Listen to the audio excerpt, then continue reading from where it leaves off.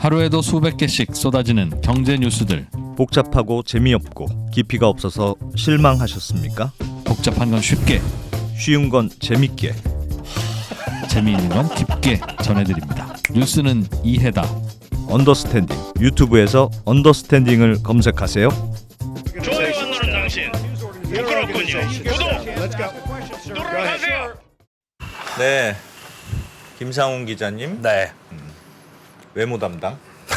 무슨 담당이요? 외모 담당. 외모 담당. 비주얼 담당이라고 아. 하죠. 비주얼 담당. 네.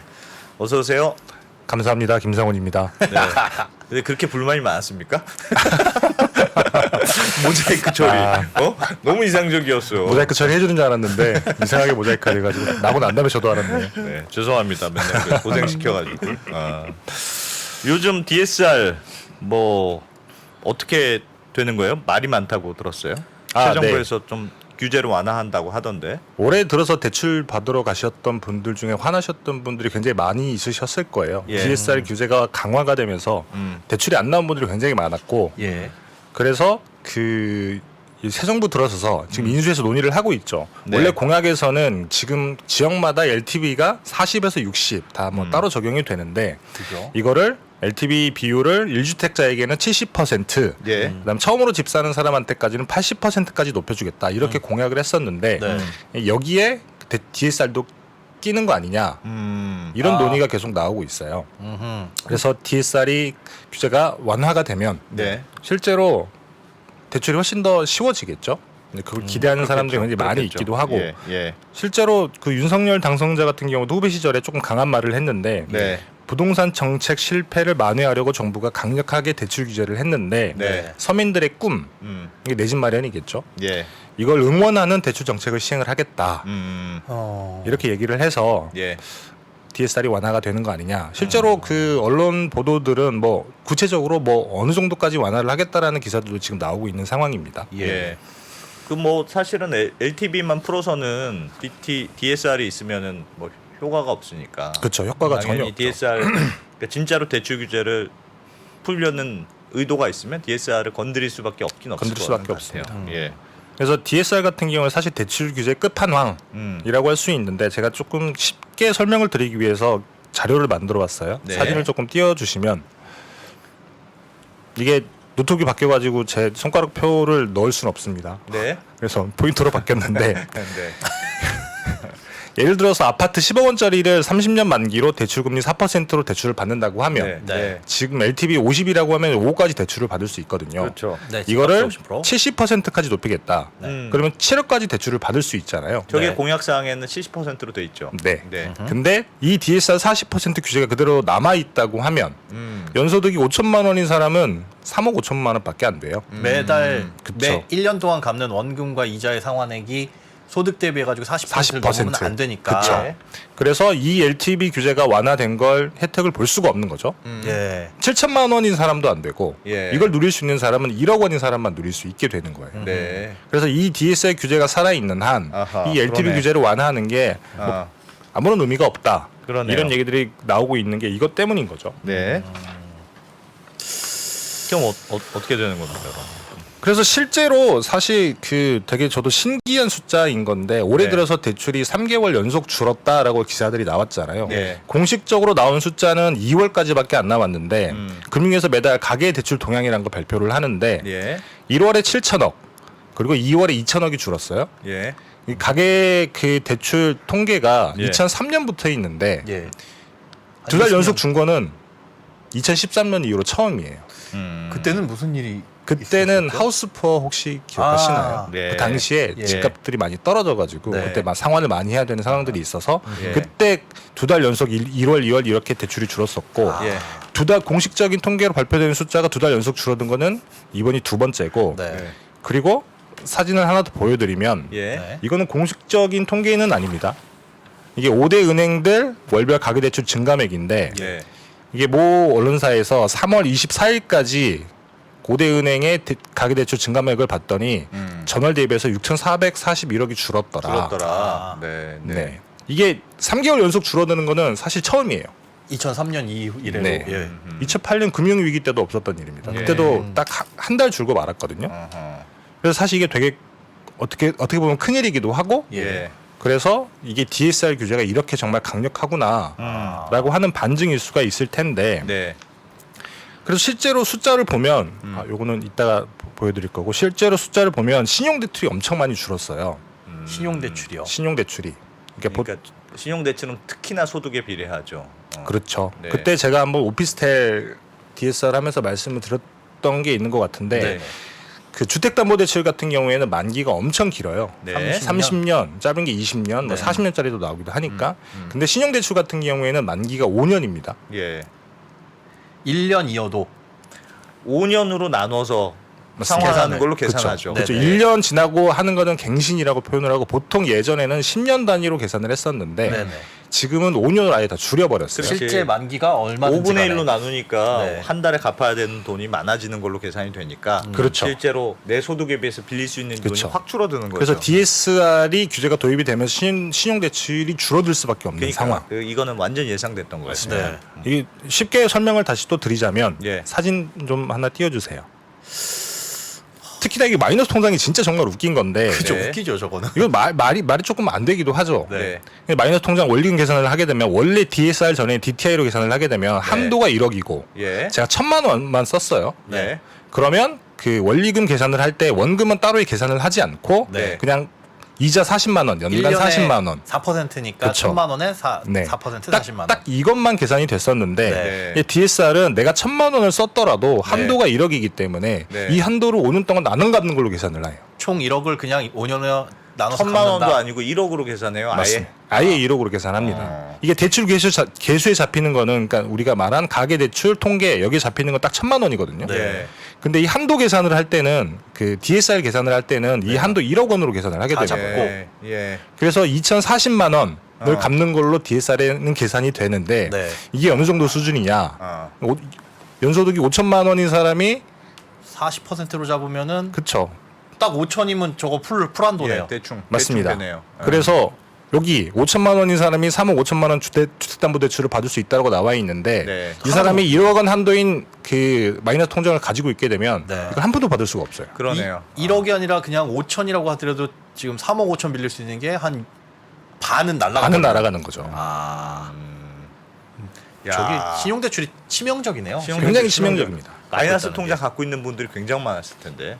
마이너스 통장은 좀 이따가 설명을 조금 드리긴 하겠지만 네. 이게 한국에만 있는 조금 독특한 상품이기도 해요. 아, 그럼 우리한테만 있어요? 이게 조금 비슷한 상품들이 있기는 한데 네. 제가 그 가계부채 취재한 지 한 2년? 네. 2017년, 18년도 했었고 지난해에도 가계부채 취재를 많이 했었는데 모 박사님이 한번 그런 얘기를 하더라고요. 예. 그 SC제일은행이 2003년에 한국에 들어왔나요? 제일은행 인수하면서 네. 예, 예. 그때 들어와서 그 마이너스 대출이랑 통장을 보고 되게 깜짝 놀랐대요. 근데 사실 이거 확인된 건 아닙니다. 제가 네. SC제일은행에 물어봤는데 그걸 네. 기억하고 있는 분이 없더라고요. 아. 그래서 놀란 이유는 뭐냐면 이게 그 한도성 여신이라고 하는 크레딧 라인이라고 하는 거는 사실 해외에서는 기업한테만 주는 겁니다. 아, 그래서 기업한테만 주는 건데 한국에서는 일반 직장인한테 주고 있는 거예요. 사실 생각을 해보면 외국 같은 경우는 평생 직장이라는 개념이 사실 없기도 하잖아요. 없기도 하죠. 예. 근데 한국은 평생 직장이라는 개념이 있기 때문에 신용이 확실하기 때문에 이걸 주는 계속 건데. 돈이 월급이 들어올 거라고 생각하고. 그렇죠. 그래서 이 그 마이너스 통장이 한국에만 있었다. 그래서 네. 제가 또 한국은행 통해서 한번 확인을 해봤는데 네. 프랑스에는 뭐 마이너스 통장은 아니고 당좌 대여리라는 게 있어요. 이게 뭐냐면 당좌 대월. 당좌 대여리라는 게 뭐냐면 예, 예. 우리나라도 옛날에 있었던 상품이기는 한데 네. 그 예금이 있으면 네. 그 예금 통장을 기반으로 그 체크라고 하죠. 수표를 이렇게 쓰잖아요. 예, 예. 근데 쓰다 보면 이 예금 한도를 넘어서는 경우가 있을 수가 있을 있으니 수 있죠. 예. 그런 경우에는 일시적인 한도 내에서는 버퍼같이. 버퍼를 둔다. 미국에도 비슷한 상품이 있는 그 거고. 리볼빙 맞습니다. 비슷한 거네요. 예. 그렇죠. 그리고 일본 같은 경우에도 한도를 준 신용대출이 있기는 한데 여기는 예. 예금을 담보로 잡아야 해주는 거예요. 그래서 무담보 한도 신용대출은 한국에밖에 없다고 얘기를 하더라고요. 사실 신용대출이라는 게 한 담보 없이 빌려주는 게 신용대출이잖아요. 네. 그런데 신용으로 빌려주는 그러니까 거죠. 신용으로만 빌려주는 건데 그게 신용으로 체크를 해가지고 한도를 부여해주고 빌려주는 게 우린 당연하다고 생각했는데 신용대출은 그러한데 한도성 여신이라고 하잖아요. 어허. 네가 얼마든지 쓸 수 있게 한도를 걸어주는. 그래서 사실 부여해주고. 보면 그 지난해 그 대출 규제 세게 하면서 네. 그 연소득 범위 안에서 이렇게 그 줄여놨지만 예. 보통 2배, 3배 이렇게 또 뚫어주잖아요. 그렇죠. 예. 직장인들은 그렇더라고요. 그래서 보통 5천만 원이다. 그러면 1억짜리 뚫을 수 있고 이렇게 되는데 그런 대출이 사실 거의 없는 거예요. 아무튼 알겠습니다. 그러면 DSR을 이제 완화한다. 근데 저게 제일 문제였는데 DSR을 이제 윤석열 정부는 완화해 주기로 했다. 할 수밖에 하려고 지금 이게 명시적으로 나오진 명시적으로 않았잖아요. 나오진 않았어요. 어. 최근에 나오고 있는 보도들을 보면 어떤 그 뉘앙스냐면 그 얼마 전에 금융위에서 업무 보고를 했는데 네. 이제 DSR은 이게 가계부채를 잡기 위해서 굉장히 필요한 거기 때문에 네. 이게 조기 안착시켜야 되지 완화를 하면 안 된다라는 그렇게 발언했어요? 맥락으로 예. 보고를 했는데 보고를 했는데 예, 되게 많이 혼났다고 하더라고 인수위원들한테. 지금 기조를 네가 모르는구나 이렇게. 그렇죠. 근데 DSR이라는 규제를 둔 것 자체가 뭐 예. 가계부채를 줄이려고 혹은 증가세를 둔화시키려고 하는 목적도 있지만 네. 사실은 소득에 기반한 대출이 돼야 되잖아요.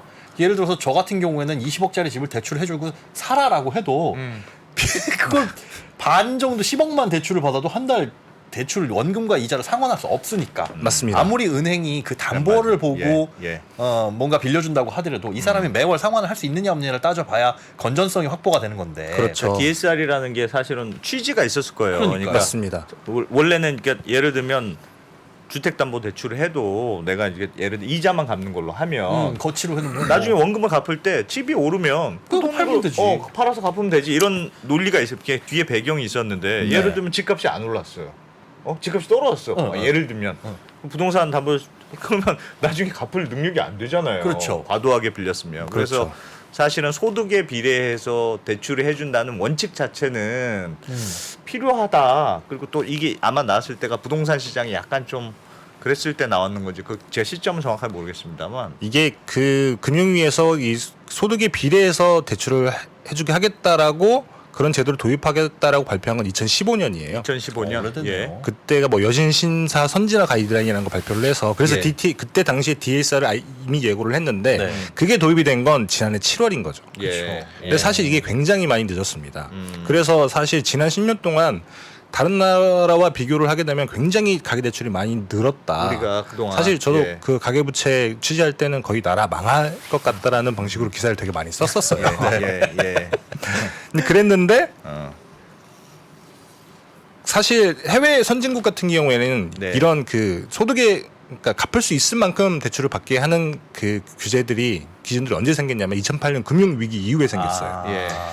그때 뭐 빅쇼트라고 하는 영화를 보신 분들 많이 네, 알겠지만 저도 봤어요. 예. 닌자 대출이라고 나오잖아요. 예. 노 인컴, 그다음에 노 잡, 네. 워 에셋. 네. 그러니까 소득도 없고 직업도 없고 자산이 없어도 대출을 해준다. 예. 네. 그래서 그 영화에 나왔던 것 중에 하나가 뭐냐면 차주가 애완견인 대출도 있어요. 맞아. 누구 이름을 대면서 홍길동 있어요. 그러니까 그거 그쵸. 이 집에서 키우는 개 이름이라고. 그렇죠. 이름만 되면 맞습니다, 맞습니다. 되었죠. 그래서 그때 글로벌 금융 위기가 왔고 미국을 중심으로 선진국들이 그때 뭘 만들었냐면 예. 이게 과잉 대출을 우리가 잡아야 된다. 과잉 대출 잡아야 된다. 그렇죠. 이 과잉 대출의 의미가 뭐냐면 사진을 하나 조금 보여드리면 예. 여기 그때 나온 뭐 예를 들면 도드 프랭크법 이런 법들에서 네. 말하는 과잉 대출의 정의 같은 것들입니다. 예. 상환 능력을 고려하지 않는 대출. 아. 감당할 수 없는 대출을 하는 거를 과잉 대출이라고 하는 거고 예. 미국 재무부가 하는 정의는 조금 더 재밌어요. 이게 주택 담보대만으로 대출을 하는 행위. 소위 안 저희가 된다. 말하는 LTV 같은 거죠. 소득에 비례해서 해야 그렇죠. 된다. 갚을 수 있는 만큼. 예. 근데 사실 저희가 DSR 이전에는 사실 거치식 대출이라고 해서 이자만 내다가 그렇죠. 예. 집값이 오르면 팔고 네. 그걸로 상환하고. 아니면 네. 뭐 전세 주고 그렇죠. 그거 올려가지고 보증금 맞습니다. 올려서 그걸로 좀 갚고. 그쵸. 네.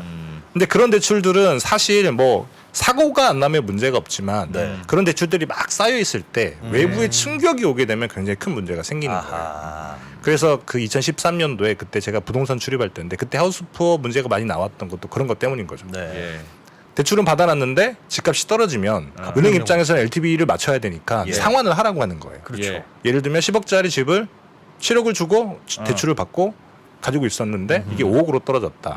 그럼 3억 5천만 원을 갚아야 되는 거잖아요. 그렇죠. 갚을 방법이 없었던 거죠. 그렇죠. 그래서 이게 경매에 넘어가고 그것 때문에 또 다시 값이 떨어지고 그래서 이 하우스푸어가 많이 생겼던 건데 네. 그래서 이 갚을 능력을 생각을 하지 않고 대출을 많이 해주게 되면 은행들 입장에서는 당연히 뭐 위험하죠. 은행들 입장에서 원래는 은행들이 그런 걸 고려를 해야 되는데 네. 그렇죠. 고려를 하지 않기 때문에 감독 당국에서 굉장히 강하게 규제를 해왔던 거죠. 네. 네. 알겠습니다. 뭐 하여튼 뭐 어떻게 될 것 같습니까? 그럼 IMF 얘기도 있어요. IMF에서 어제 기사인가요? 맞습니다. 뭐라고 한 거예요? 그게 거긴 DSR 좀 해야 된다고 했던 것 같은데요, 그죠? 그러니까 아까도 말씀드렸지만 이게 잠깐 다시 한번 표를 보여드리면 예. 이게 주요국들의 DSR 제도를 비교를 한 거예요. 다른 나라도 DSR을 대부분 있어요. 조금 명칭들은 조금씩 다르긴 하지만 예. 한국 와. 같은 경우에는 40% 그다음에 제2금융권까지 합하면 50%까지 받을 수 있어요. 소득 대비해서. 예. 근데 여기에서도 뭐 전세자금 대출이니 뭐 이런 것들이 굉장히 많이 빠집니다. 네. 네. 근데 유럽연합이니 미국 이런 데들을 보면 엄청 세네요, 저기는. 엄청 세요. 아. 보통 한 35%가 마지노선이라고 생각을 많이 한다고 하더라고 은행들 같은 경우는. 네. 네. 이야. 그래서 대부분의 대출이 다 들어가요. 더더군다나. 그냥 총 다 해서 맞습니다. 모든 걸 다 합쳐서 네 소득의 35% 40%까지만 빌려준다. 맞습니다. 아하. 미국 같은 경우에는 지금 DSR 36%라고 나와 있는데 네. 주택담보대출만 하게 되면 28% 끊어버려요. 오히려 네. 그리고 나머지 뭐 신용대출이 뭔지 껴있을 이게 때는 껴있을 때 36%까지 해주는 플러스. 거고. 아. 예, 예. 거기에 비하면 사실 40%라고 하는 숫자도 고맙네요. 그렇죠. 아 근데 문제는 그런 것 같아요. 아까 그 기자님이 말씀해 주셨던 신용대출 1억짜리를 계산하는 방식이 맞습니다. 마이너스 통장 나뉘고 만기 때 그냥 뭐 그래. 1년 계속 연장하면서 갚지도 않을 건데 그거는 좀 너무해. 그래, 그런 것들을 좀 손봐야 되지 않을까. 그렇죠. 퍼센트 조정보다. 그래서 사실 DSR 도입이 늦어지다 보니까 신용대출을 이렇게 굉장히 많이 늘기도 하고 사실 네. 한국 같은 경우에 LTV가 60%에서 왔다 갔다 했잖아요. 뭐 예. 조금 더 규제를 풀면 70% 가기도 했지만 또 규제를 묶으면 뭐 40, 50까지 내려가고. 네. 근데 해외 같은 경우에 LTV가 거의 90%까지 가요. DSR이 있기 때문에. 근데 LTV가 적다 보니까 한국 사람들 같은 경우는 신용대출을 받아서 충당을 하게 되는 거죠. 예. 집을 살 때. 아하. 사실 저도 집 살 때 그렇게 했는데. 네. 그래서 우리 김상훈 기자님도 유주택자. 에이. 이게 네. 제가 재밌는 표를 하나 보여드릴 텐데 네. 사진을 다시 한번 보여드리면 예. 이게 그 GDP 대비 기타 대출, 그러니까 신용 대출이 차지하는 비중을 각국 비교를 해놓은 거예요. 야, 네. 진짜 별의별 자료가 다 있네요. 우리나라 같은 경우에는 지금 그 가계 부채가 가계 대출이 한 1,800조 이 정도 되는데 그 중에 네. 770조가 예. 신용 대출이에요. 기타 대출. 신용대출. 네, 예. 44%가 오. 전체 대출 대비해서. 그래서 이게 GDP 대비해서는 51%인데 예. 미국 이런 데 비교하면 25%밖에 안 되잖아요. 예. 오. 이탈리아, 프랑스, 스페인 이런 데들은 뭐 17%. 왜 가계 기타 대출이 저렇게 높지? 도대체? 이걸 해석하는 게 굉장히 저도 어렵더라고요. 예. 한국 같은 경우에는 DSR이 너무 늦게 도입이 돼서 아. 그래서 그런 게 아닐까. 근데 문제는 뭐냐면 이렇게 신용대출이 많다 보니까 아까도 말씀드렸지만 이게 신용대출은 DSR이 굉장히 취약하잖아요. 네. 갑자기 지난해부터 DSR이 도입됐어. 근데 대출을 받다가 이게 대출을 못 받게 되는 거예요. 예. 많은 사람들이. 예. 근데 그렇다 보니까 많은 사람들이 화가 나게 되는 거죠. 화는 나는데 그래서 오늘 제목이 나는 빡치지만 맞습니다. 그게 맞다. 그렇게 해주는 하는 게 사실은 돈 필요하신 분들이 대출 안 해주면 진짜 화나긴 화나죠. 네. 그렇죠. 그럼요. 그거는 뭐 저희가 이해는 하긴 해야 됩니다. 사실 뭐 디테일하게 손봐야 될 것들이 많은 것 같아요. 아까 그 말씀해주신 신용대출 마이너스 통장에 대한 한도를 뭐 5년으로 보냐 이런 것들도 문제지만 소득이 늘어날 가능성이 충분한 사람들. 네. 그러니까 이제 취업해가지고 돈 벌기 시작해서 30대 초반 이런 사람들이 집을 살려면 당장에는 소득이 적지만 뭐 탄탄한 기업 직장에 취업했다 그러면 앞으로 소득이 늘어날 가능성은 충분히 있는데 물론 그것도 반영을 하기는 하나 현실적으로 그걸 뭐 어떻게 따져볼 것이냐 네. 뭐 매년 무엇을 어떻게 평가를 할 거냐 그런 디테일이 없다 보니까 그 뭐 미래 소득을 감안해서 청년층의 LTV를 디테일 높여주겠다라고 하는 정책은 만들고는 있기는 해요. 네. 만들고 있기는 한데 그게 뭐 얼마나 뭐 많이 늘어날지는 그러니까요. 모르겠어요. 이게 그러니까 서민들이 집을 살려고 6억짜리만 당첨이 됐다 청약에 근데 뭐 저기 뭐야 LTV 50% 걸려 있고 그럼 3억을 현금으로 갖고 있어야 되고 나머지 3억 대출 받으려고 하는데 소득이 한 7, 8천 원 돼야 돼 버리면 이게 과연 맞나 싶기도 하고요. 그런 것도 있고. 근데 이게 대출 규제를 이렇게 지금 요즘 그나마 부동산이 조금 잡히는 분위기인데 그렇죠. 이렇게 하는 게 맞는 거 이걸 또 풀으면 또 확 뛰어버릴 테고. 모르겠네요. 어려운 문제예요. 너무 어렵습니다. 맞습니다. 어떻게 하는 게 좋을 것 같습니까, 김상훈 기자는? 이거 모자이크 처리해주고 말씀하시는 거예요? 그래서 사실 예전에 제가 가계부채 한참 취재를 할 때는 네. 이게 무조건 잡아야 된다라고 얘기를 많이 했는데 그때는 제가 매크로라고 하죠. 거시경제 담당을 하고 있어서 사실 숫자로만 보게 되면 굉장히 안 좋은 숫자들이 굉장히 많이 있어요. 뭐 네. 예를 들면 GDP 대비해서 가계부채 비율이라든지 뭐 가처분 소득 대비 가계부채 비율이라든지 이게 저희가 거의 뭐 압도적으로 많이 높거든요. 곧 예. 망해도 이상하지 않을 정도. 그렇죠. 곧 망해도 이상하지 않을 정도. 굉장히 문제가 생기지 않는 게 이상할 정도로. 네. 근데 그럼에도 불구하고 지금 금리가 굉장히 낮아서 네. 큰 문제가 되지 않았었는데 이제 네. 앞으로 계속 금리가 올라갈 테고 예. 어느 정도까지 올라갈지 는 모르겠지만 이렇게 되면 굉장히 조금 부실 문제들이 생길 수밖에 없고 그러면 많은 사람들이 힘들어질 수 있는 지금 당장에 나한테는 조금 화가 나는 일이 되겠지만 예. 그게 용인이 되다 보면 굉장히 많은 사람들이 힘들어질 수 있는 상황이 올 수도 있어서 네. 네. 굉장히 조금 딜레마 같은 상황이기도 해요. 아 진짜 어려워요. 알겠습니다. 정답이 있겠습니까? 네. 모자이크 없어도 말 잘하시네. 그래서 오늘 제목이 나는 빡치지만 건전성을 보자면 그게 맞고. 그래서 사실 어떻게 될지 뭐 예상하기는 쉽지 않지만 마지막으로 사진을 조금 하나만 더 보여드리면 예. 하실 얘기 나왔구나. 예. 이게 지금 2단계 상황이거든요. 그래서 지금 모든 대출의 합이 2억 원이 초과가 되는 경우에는 무조건 DSR 적용을 하고 있어요. 예. 그래서 뭐 신용대출이든 뭐 주택담보대출이든 이 대출을 다 합해서 합쳐서. 2억 원이 넘으면 무조건 DSR 계산해서 소득 40% 범위 내에서 원리금을 맞춰라. 예. 그렇게 되고 있는데 이걸 5억 원으로 완화하겠다라고 하는 기사들도 있는데 이건 확인이 된 건 아니에요. 그런 기사들이 있긴 그렇죠. 있죠. 그래서 예. 이런 부분들을 조금 완화를 하지 않을까. 네. 네. 이제 그런 시나리오가 아무래도 가장 유력해 그러니까 보인다. 약간 뭐 그 정도입니다. 여유를 주는 정도로. 그렇죠. 총 대출이 5억 정도 안 되면 그렇게 큰 리스크는 없을 것이다라고 보는 걸까요? 집값이 떨어지더라도 당장에 은행에서 상환을 하라 그러는 건 아니니까. 그 숫자를 조금 찾겠죠. 맥시마이징 할 텐데. 예. 공약 사항이니까 아마 그런 쪽으로 가긴 갈 거는 같은데 그렇습니다. 얼마나 많이 푸는지가 앞으로 봐야 될 포인트 같습니다. 조금 자세히 나오면 김상훈 네. 기자님 한 번 더 해주세요. 네. 아 그리고 마지막으로 제가 하나 할 말이 더 있는데 저희 네, 열심히 말씀하십시오. 3프로 TV 하이라이트 만들고 있는데 어. 제가 열심히 만들면서 단 한 번도 제가 조금 맞아요. 광고를 안 했더라고요. 뭔데요, 그게? 이건가? 맞습니다. 이거 맞다. 저희 불량공주님이 굉장히 저한테 항상 댓글로 제발 홍보 좀 하라고 맞아요. 방송에서. 진짜 먹고 살기 힘듭니다. 이거 좀 구독 좀 눌러주시죠. 저도 몰랐습니다. 뭘 해야 돼요? 네이버에 들어가서 네. 3% 하이라이트 치시면 네. 3% 저 백브리핑 것뿐 아니라 네. 3프로 TV에 3프로 TV의 주요 내용들을 텍스트로 굉장히 잘 정리해놨어요. 누가요? 그거 기자들- 누가요? 여기서 아, 하고 진짜요? 있잖아요. 제 장순원 기자랑 제가 같이 하고 예, 있습니다. 굉장히 열심히 하고 있어서 어. 요 커피 한 잔 값 한 달에 커피 한 잔 값이면 되니까 예. 구독 좀 많이 해주세요. 네, 구독해 주십시오. 윤상 기자님 고맙습니다. 네 감사합니다. 고맙습니다. 네. 김한진, 박세익, 김동환 이 세 명의 투자 경력은 도합 100년입니다. 갈피를 못 잡으시는 투자자들을 위해서 어려운 시장에서 살아남아 본 경험이 있는 전문가 3명의 이야기를 꼭꼭 눌러 담았습니다. 이 3명은 어떻게 시대 변화에 적응했고 생존할 수 있었을까요? 각자의 경험담과 대응 원칙 그리고 방법론을 담았습니다. 변화와 생존에서 3명의 이야기를 들어보세요.